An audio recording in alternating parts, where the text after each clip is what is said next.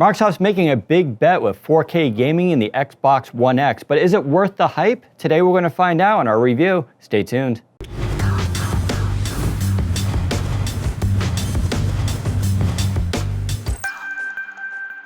When talking about the Xbox One X, you need to bring up all that fancy new hardware, so let's get to it. On board, there's an 8-core custom AMD CPU that's clocked at 2.3 gigahertz, and it puts out 6 teraflops of power. There's also 12 gigabytes of GDDR5 graphic memory and 326 gigabytes of memory bandwidth.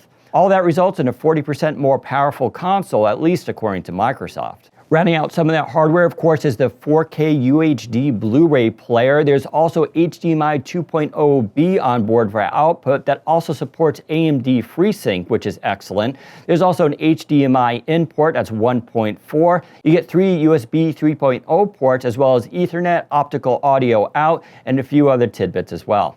Finally, for HDR support, you get HDR10, but not Dolby Vision, so make sure you get an appropriate TV that supports that technology. You also get DTS 5.1 and Dolby Digital 5.1 with Atmos support as well.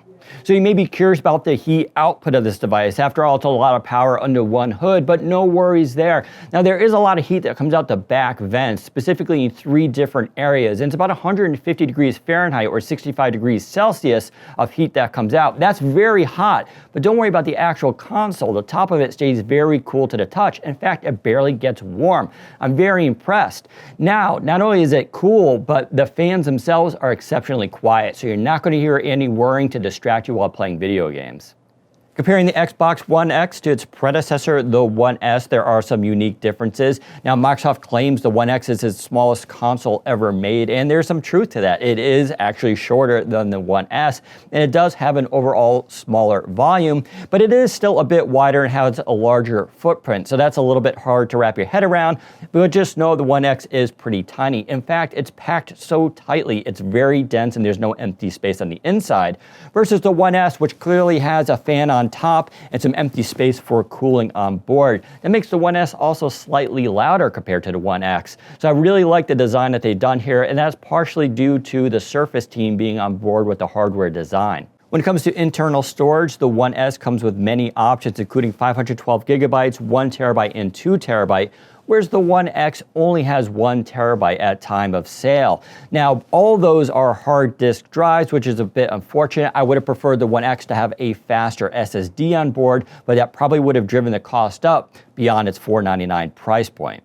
And having used all 3 of the Xbox One consoles, there are a lot of similarities between them, and that familiarity is actually really nice because it's not going to be a jarring experience when you pick up the One X. Now, aesthetically, they're very similar, but the One X does evolve a little bit. But they all have basically the same ports and the same experience, and they run the same dashboard, and that's a really nice thing. In other words, it's not going to feel very different when you plug in that One X. It's going to feel a lot like the One S, especially if you have that device. That dashboard, though, does run a bit quicker with the One X, and of course, apps do launch a lot faster as well as games. Now, for you real legacy users, here is the One X compared to the original Xbox One, and you can see there is a massive difference in size.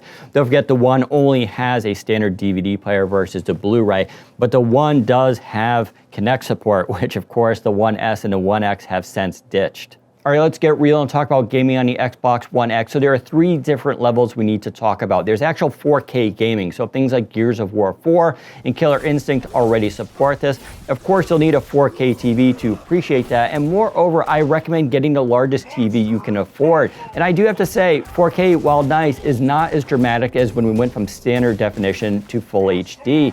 Now, the second aspect is HDR, or high dynamic range. So all that means is some aspects of your TV will be super bright, while others are super dark. You need a special TV that supports this, specifically HDR10, as opposed to Dolby Vision. Now, luckily, this format is really nice, and it doesn't depend on the size of your TV, and it's very dramatic. You can have some games that support HDR, but don't support 4K, and vice versa, so you're going to have to keep that in mind when you're looking at games. I will say, though, HDR looks really, really impressive, and once you experience it, it's hard to go back. Finally, the third aspect is called Xbox Enhanced. It's a little bit weird. Microsoft is saying any game will run better on the Xbox One X. It'll just take advantage of the hardware and just run smoother and have better frame rates and just look nicer through upscaling. Now, there's also another aspect to that, which is publishers can make their games take advantage of that hardware without going to 4K or HDR. What that exactly means is going to depend on each game. But I will say, for the most part, this is true. Games just generally look really nice. When I play Titanfall 2, for instance, which is getting updated later to 4K and HDR, it does look better running on the Xbox One X with a higher frame rate. There's another aspect here too, which is up to the game publisher, which is how much of the hardware they want to leverage. So for instance, Gears of War 4 can run at 4K, or you can run at 60 frames per second in the campaign, which was not able to be done before. That is up to you. You can go through a menu and choose which experience you want. And what's really nice about that, if you only have a full HD television, you can still run at 60 frames per second in the campaign mode. That gives gamers an option here. If you don't have a 4K TV, you can still get a better gaming experience with the Xbox One X, something you can't do with the One S.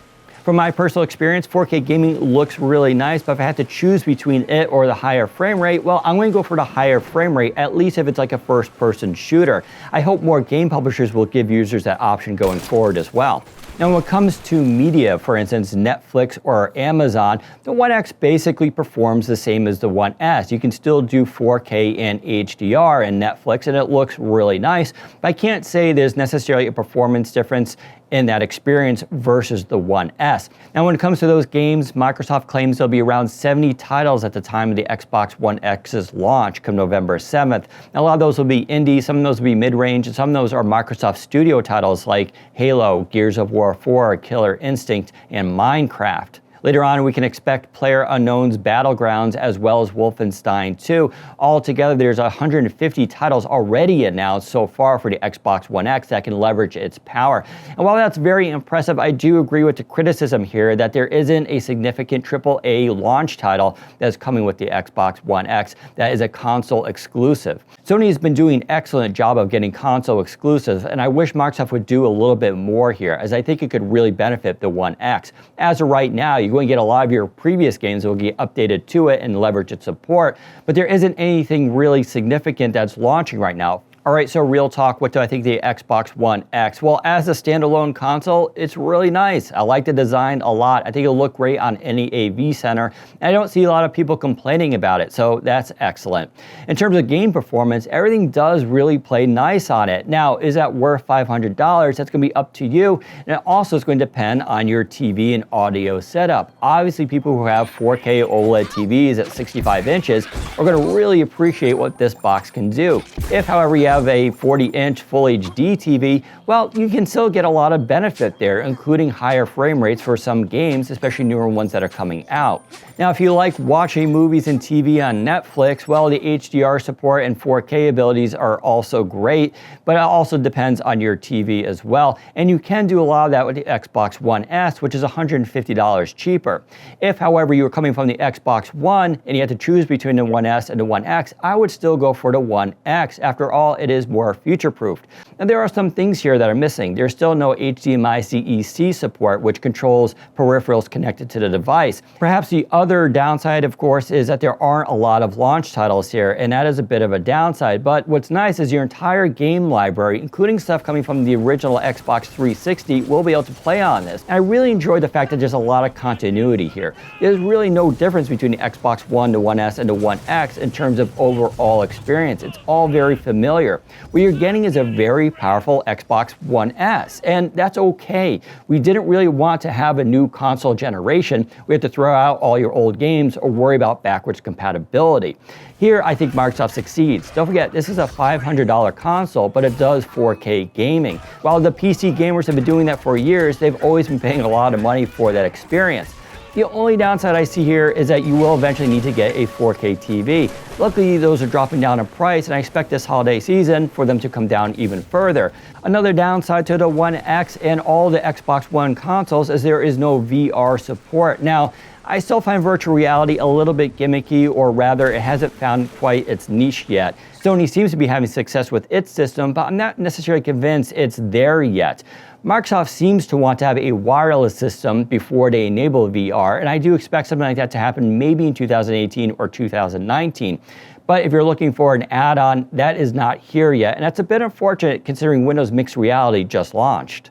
In conclusion, I find the Xbox One X to be a hit for Microsoft. It's a solid device. I don't have any fundamental flaws with it. It's just held back by the lack of some AAA titles, something I hope to see rectified going to 2018. Now, if you can't afford the One X, I think the One S is still a very good alternative, especially if you prioritize consuming media over gaming. If, however, gaming is your priority, well, you can't go wrong with the Xbox One X. So there's our quick review of the Xbox One X, which goes on sale November 7th. Now, if you want our full review, make sure you go to Windows Central, as Jez Corden has written that up and has many more details. If you like this video, give us a thumbs up and don't forget to subscribe. Thanks for watching. Take care, everybody. Are we recording? Oh, okay, sorry. So there's our quick review, the Xbox One X, which goes on, goes on sale, was it November 7th?